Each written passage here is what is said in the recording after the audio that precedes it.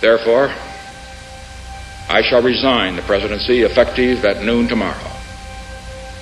Vice President Ford will be sworn in as president at that hour in this office. Qu'est-ce qui pousse Richard Nixon, président des États-Unis, successeur de Lyndon Johnson, à annoncer sa démission ce 9 août 1974 ? Retour sur une affaire qui commence dans la nuit du 17 juin 1972 à Washington, D.C.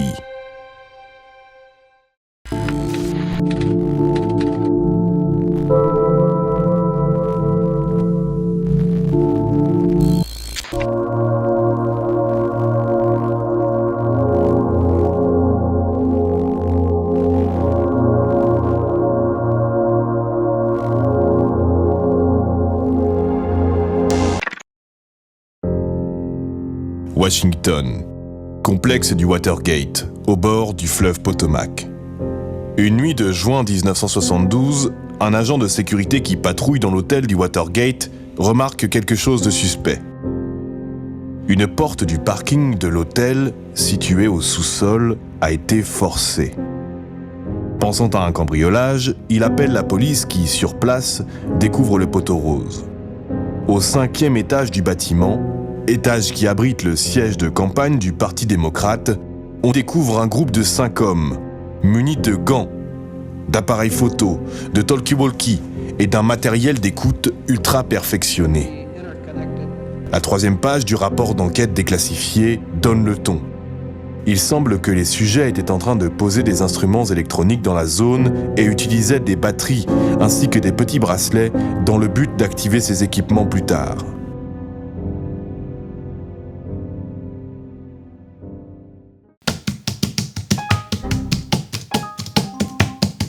Dès le début, on s'éloigne du simple cambriolage avorté pour se rapprocher davantage d'un véritable scénario de film noir.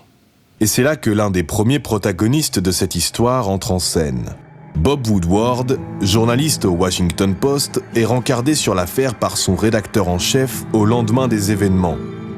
Il se rend tout naturellement à l'audience des 5 hommes et y apprend notamment que l'un d'eux, James McCord, est un ancien agent de la CIA. L'American Associated Press met en lumière un élément des plus troublants qui vient s'ajouter au CV de James McCord. Ce dernier est membre du CRP, le Comité pour la réélection du président. Déjà, un premier lien, certes maigre, offre une piste. Et si le Parti républicain complotait dans l'ombre pour mettre des bâtons dans les roues au Parti démocrate ? En cette année électorale, ça paraît logique.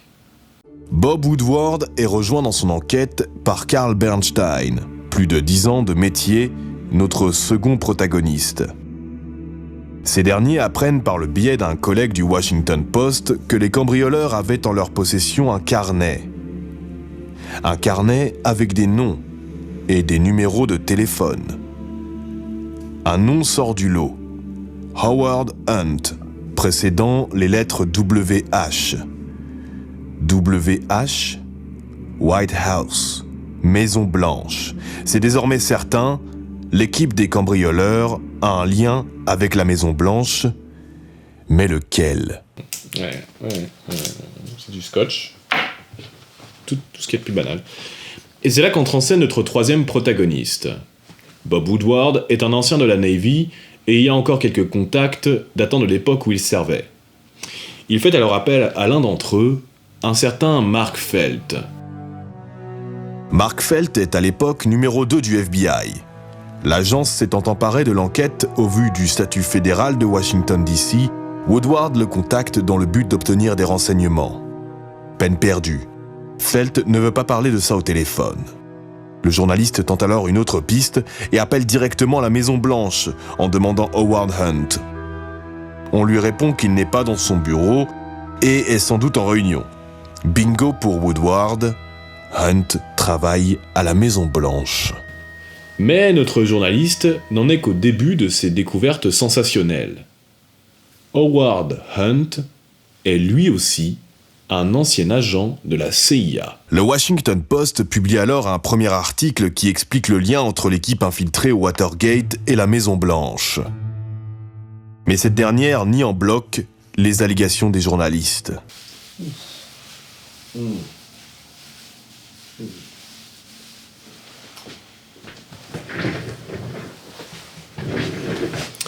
Woodward et Bernstein ne lâchent pas l'affaire, et ce dernier découvre, suite à la publication d'un article du New York Times, que l'un des cambrioleurs, Bernard Barker, aurait passé plusieurs coups de fil à Gordon Liddy, un collègue de Hunt, également membre du CRP. Bernstein fait alors appel à un contact qui travaille à la compagnie du téléphone et qui lui confirme cette information et lui indique également que le registre des appels a été saisi par le procureur de Miami. Carl Bernstein prend donc l'avion pour la Floride afin d'y mener sa petite enquête. Il avait au préalable contacté le procureur de Miami qui lui apprend que $100 000 sont passés par le compte en banque de Barker. Sur place, il découvre que l'un des chèques encaissés sur son compte est signé par l'un des responsables de la campagne du président de Nixon en 68 et que ce même chèque a été remis par la banque émettrice à Maurice Stans, le directeur financier du comité pour la réélection du président. Le scoop est énorme. Un chèque de $25 000. signé par l'un des responsables de la campagne de Nixon et déposé par un autre sur le compte de l'un des cambrioleurs. L'équipe chargée de mettre sur écoute le Parti démocrate directement payée par l'entourage du président. Et le 1er août 1972, Woodward et Bernstein signent un second article dans lequel ils révèlent des liens entre l'équipe des cambrioleurs et le comité de campagne de Richard Nixon. Mais la Maison-Blanche continue de nier. Pendant ce temps, nos deux journalistes vont à la rencontre de Mark Felt, resté muet jusqu'alors.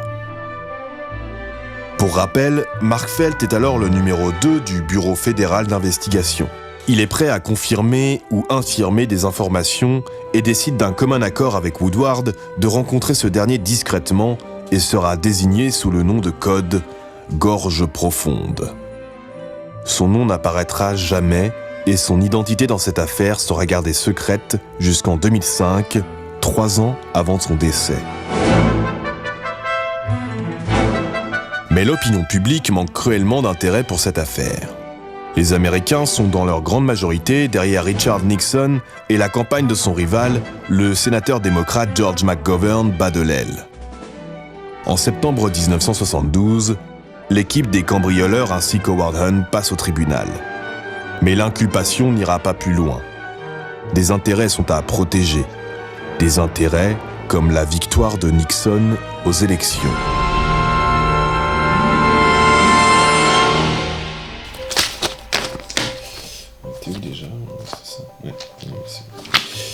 Woodward et Bernstein découvrent via des rapports du FBI que John Mitchell, le directeur de campagne de Nixon qui démissionne en juillet 1972 suite à sa mise en cause par James McCord, était entre autres responsable d'un fonds secret destiné à financer des opérations en vue de nuire à la campagne des démocrates.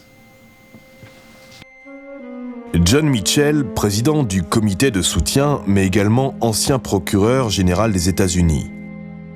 L'étau se resserre sur Nixon. Woodward rencontre alors Gorge Profonde, Mark Felt. Celui-ci lui confirme que Mitchell est impliqué, mais également qu'il y aurait plusieurs dizaines de personnes impliquées dans l'équipe de campagne de Nixon. Le lien est fait. Mais le troisième article, écrit par Woodward et Bernstein, n'empêchera pas la réélection de Nixon. L'affaire semble s'arrêter là. Début 1973, deux événements se font écho. D'un côté, le procès de l'équipe des cambrioleurs, accompagné de Howard Hunt et Gordon Liddy, leurs deux responsables. Ils plaident tous coupables et sont libérés sous caution, afin d'éviter tout scandale ou procès trop explosif. Mais c'était sans compter le fait que James McCord, le chef du commando, écrive au juge. Il est parjure. Il a délibérément menti devant le jury sous pression de la Maison-Blanche. Et pendant ce temps-là, Toujours en janvier 1973, le Sénat, à majorité démocrate, sous l'impulsion d'Edward Kennedy, le second frère de JFK, monte une commission parlementaire destinée à révéler les abus commis par les républicains lors de la campagne électorale de 1972. Gorge Profonde ne donnera plus signe de vie après le mois de mai 1973. Dans un dernier échange avec Woodward, il lui explique que les services secrets surveillent tout le monde et qu'ils ne doivent plus se voir. Nixon s'exprime publiquement sur l'affaire peu avant l'été 1973. Il explique que les activités menées selon lui à son insu au Watergate un an auparavant sont illégales. Il est dans une position bancale. D'autant plus bancale que Woodward et Bernstein publient un livre au début de l'année 1974, le mythique All the President's Men. D'autant plus bancale que des enregistrements sont publiés le 5 août 1974. Des enregistrements dans lesquels on entend très clairement Nixon autoriser la CIA à museler le FBI pour étouffer l'affaire. 4 jours plus tard, Nixon annonce sa démission. Et voilà comment se termine notre histoire. Une histoire dont on dirait qu'elle a été empruntée à un roman d'anthologie. Puisque l'affaire la plus ostentatoire qui soit, la plus explosive, la plus passionnante, celle du Watergate, celle qui mène à la démission d'un président américain, ne représente que l'une des opérations menées clandestinement afin de déstabiliser le camp démocrate. Et c'est avec cette histoire que grandira la génération X, celle née dans les années 60. Elle grandira avec cette réalité, ou plutôt cet adage, le gouvernement nous ment.